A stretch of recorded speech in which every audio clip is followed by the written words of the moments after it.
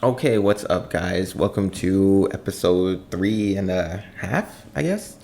I want to go deeper into Classkick because there's a lot of extra functions to it, which are kind of cool. Let's get started. Okay, in part one, we basically talked about how to use this for the upper elementary grades. And now we're going to be talking about how to use it for the lower elementary grades and how it can be exciting for them. Okay, so to get started for the early elementary grades, you're going to press that plus button and you're going to go to create from file. We're going to choose Alexia packet and we're going to go to open. Now stay away from importing all pages. Pick the pages you need the kids to work on because then it becomes too much. 3 pages tops. So I'm going to use this one. I'm going to go to add another. I'm going to use this one. Next. Add another, and I'm going to go to number 15.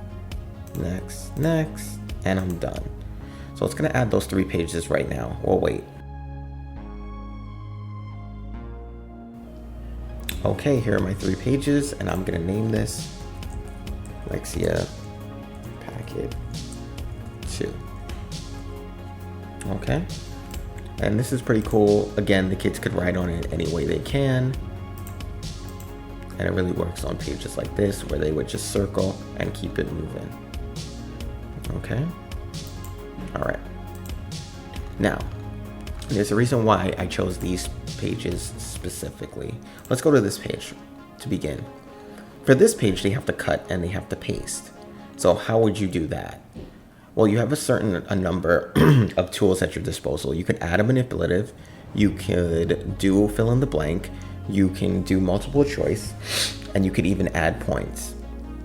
I usually click this and add my own stickers. Use evidence, go back in the passage, restate. You could always add a new sticker if you need to, and you can name it whatever points you have. So we're gonna say, excellent job. And you could give that 5 points if you need to. And there's no negative points. It's only positive points. So we're gonna put that to save. All right. All right, now, how would this work?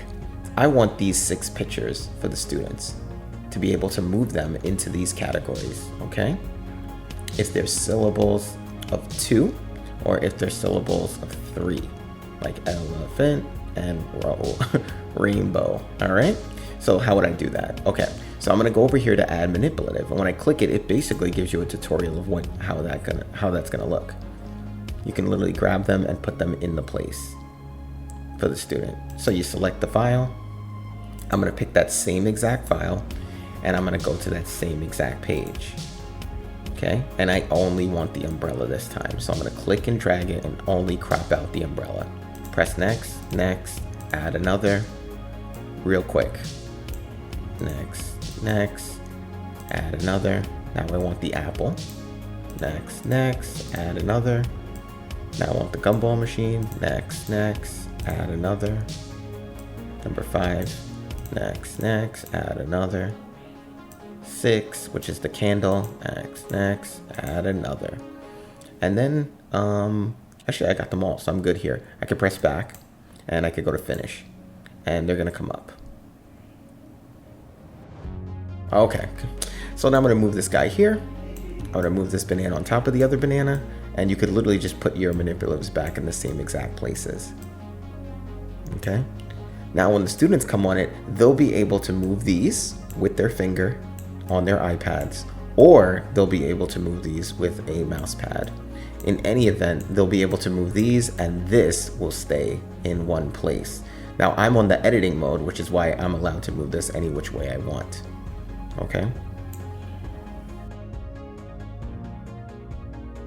Okay, to sum up what we learned about today, we can add manipulatives so that the students can move certain objects wherever they need to go. And we can also add point values, and you could customize the names of the kind of points that you want to give the students. You could even assign the point values, and you could even change the type of stickers that there are. And you could even import stickers, pictures that you want to use for the students. All right. I hope you found this helpful. Grade 1, grade 2, kindergarten, pre-K, whatever. It's a really cool tool. I hope you use it. Bye-bye.